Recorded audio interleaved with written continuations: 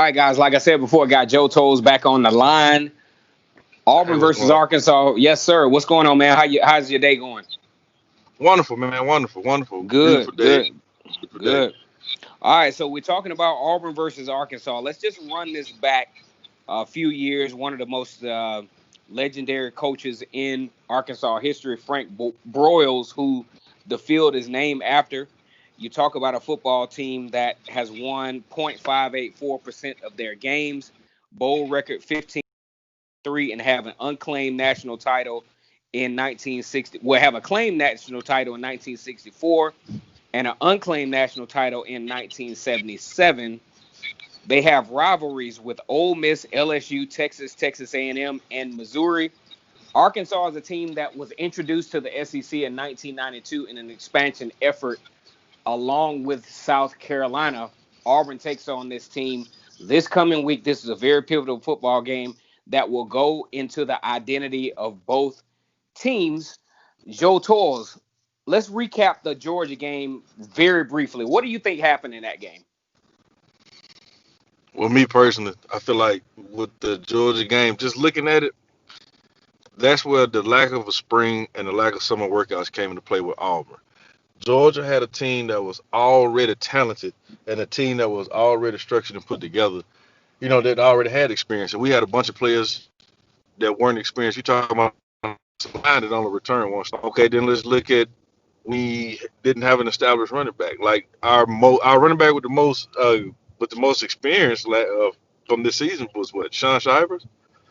Um, other than that, we brought back Seth Williams and a number of receivers, and then on defense, whole new secondary except for Tut. I mean McQuarrie had a bunch of he had a lot of last year. However, he was in the starts. Then you have the linebacker was the most talented and the most experienced group that we brought back. Often on the defensive line wise, we had Daquan in and out because of injuries. Big Cat didn't play the first game. Excuse me. Big Cat was coming off of an injury. Excuse me. As I said, he was coming off of an injury from where he didn't play the first game. So I feel like Big Cat wasn't even 100%. Um, Other than that, Tyrone Truesdale was the only defensive lineman that we really had real game experience. So we're talking about a very inexperienced team, a very young team that didn't have a spring, that didn't have summer workouts like they normally would, and the fall workouts was kind of shaky and different from what they're normally used to.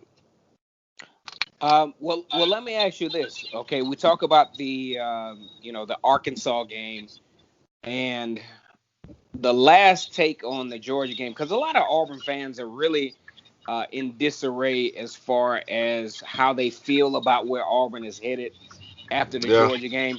What would you say as far as from a fan perspective, from an objective fan perspective? What would you say that you were the most disappointed in that Georgia game?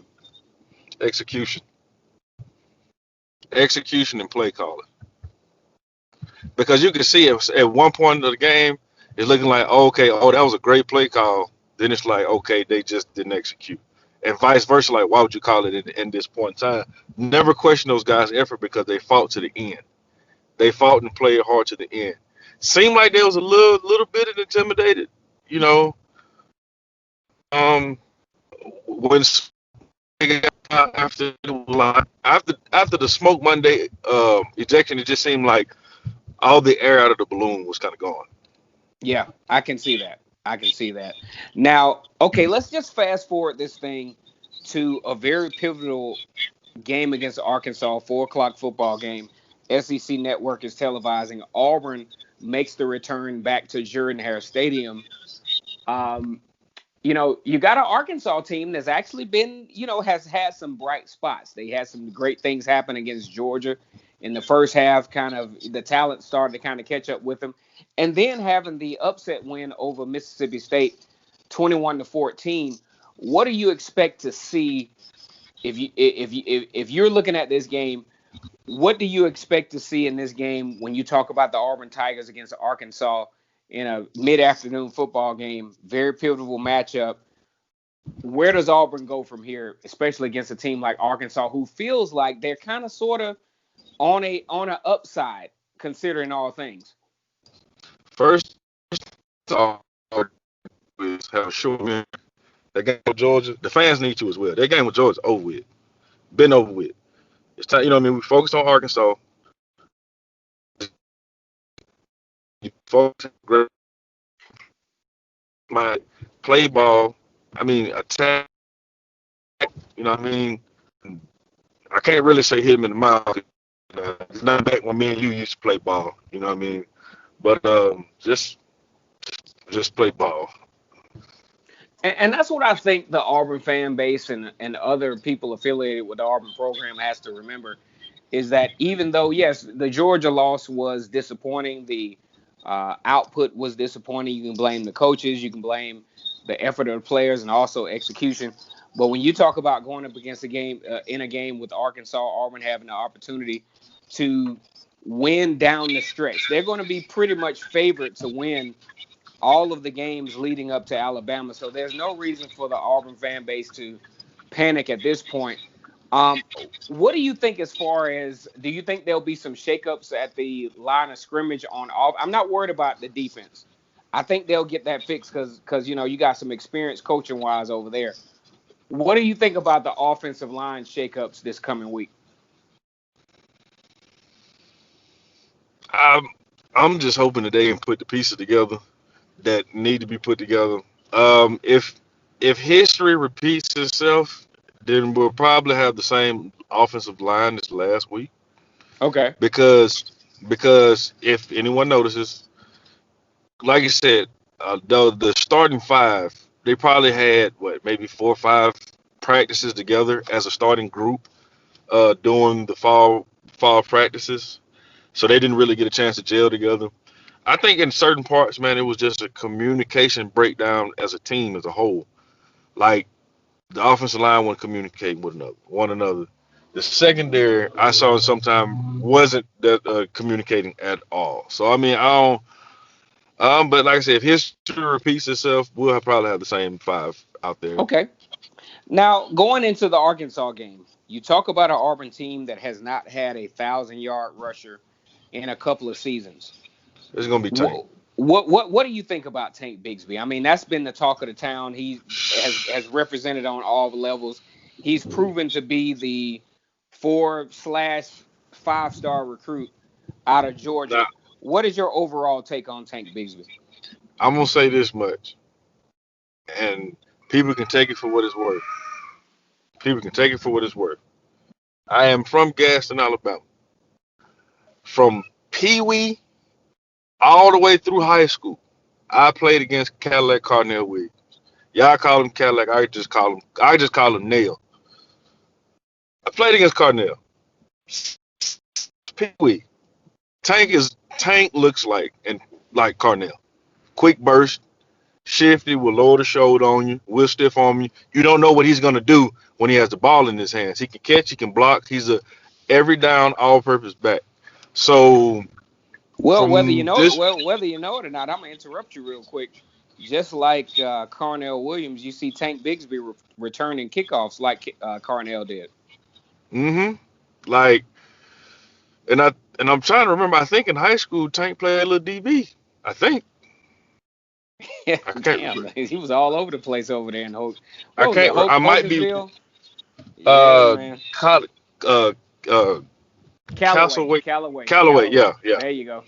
But yeah, and if anyone has seen Amari Goodwin, see him play, they're both on the same level of playing field. So whether people want to, if they haven't paid attention to not, it looks like Carnell is recruiting guys that reminds them of himself.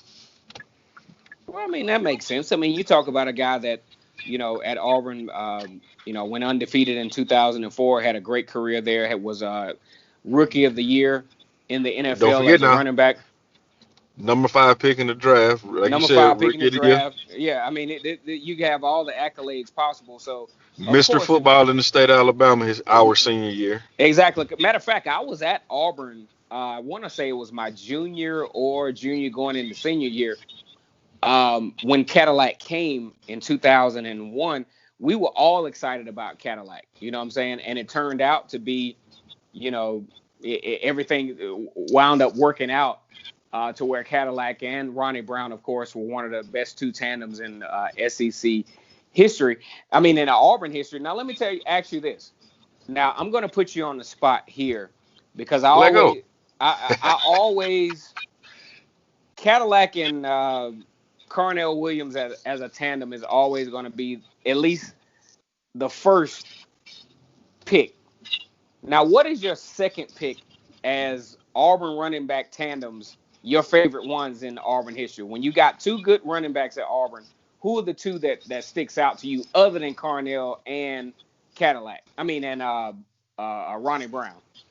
A lot of people gonna look at me like I'm crazy when I say this, but I got to go with Thunder and Lightning. I got to go with Michael Dyer, and I got to go with Ontario McCaleb. Those are my favorites. Oh man, boy, man, I didn't. Hey, boy, you really slammed the spade on the table. Then I did not. I didn't know you were gonna go there.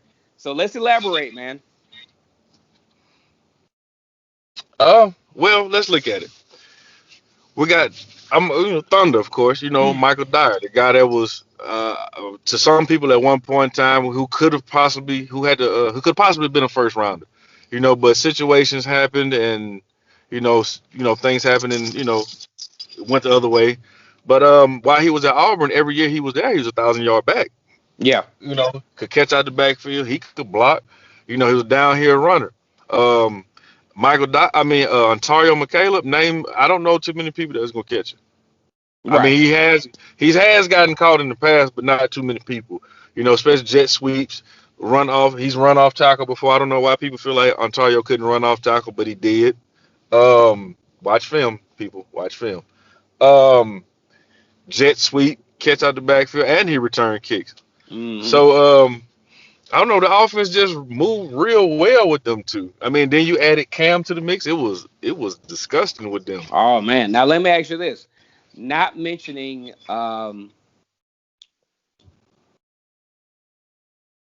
not mentioning let's just say this. Who is your favorite running back in the Gus Malzahn era Oh, after Peyton Barber? after Peyton Barber, my favorite running back after Peyton Barber. Oh man. Uh, ugh, ugh.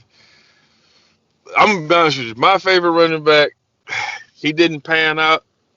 I already know where you're going. Go ahead. I, you know, hey, some people gonna look at me crazy and say, "What? What?"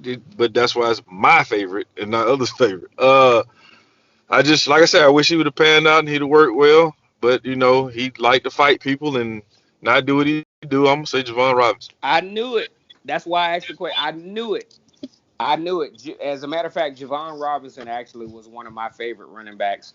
When I look at what his performance in the 2016 season, especially in the Texas A&M game, I think that was probably one of the most unsung situations with the Auburn Tigers. All right, so as we look at this, Auburn headed into the I wouldn't call it a showdown, but it's actually something we want to look at. Auburn versus Arkansas in Jordan-Hare Stadium, 4 o'clock Eastern time, 3 o'clock Central. SEC Network will be on the scene. Any final thoughts? We just need on the back end, especially in the secondary, because it just really kind of hit my mind. We need to communicate and play soundly when it comes to assignment. Because I mean, it's Arkansas. However, I've been looking at the blogs all day. People, all we're gonna lose. We're gonna do whatever. Um, yeah, and it's funny because as soon as we start back winning, them same people that said that we're gonna lose, these players suck. I don't know why a grown adult would say a child sucks at any sport, but anyway, Especially when most of that's them ain't never even played football or no sport before, and are it's probably not even the fact that they and are probably not even performing well on their own jobs. And then you want to judge the. You know what? I'm not even gonna go into that, we're not. Yeah, Joe. yeah. It would be this segment will probably be like 5 hours long if Oh we yeah, started talking about that. I'm gonna let So, it go. but I'm gonna yeah, let we it just need go. to play. We we just need to play some just good with the assignments. Play hard. Heard about what happened last week. That's in the rearview mirror. Got amnesia. Just play ball. That's Ju- all we gotta do. Play ball, man. Just exactly. Just play ball, man. I'm always glad to have Joe Tolles on the line. If you want to look him up, he's got a page on Facebook, War Eagle for Life. A lot of good conversation. He's very active in the All About Auburn group on Facebook, very knowledgeable, and actually has receipts too, because he knows a lot of folks that y'all don't know that he knows. I'm not gonna put it. I'll let him put it out there if he wants to, but he knows a lot of folks that y'all don't know that are very pivotal to Auburn's program. Man, glad to have Joe Tolles on the line tonight. Go ahead and like the video, comment, and subscribe to Vernon Speaks Sports Auburn. Got these great guests coming on, and as always, it's great to be an Auburn Tiger, War Eagle.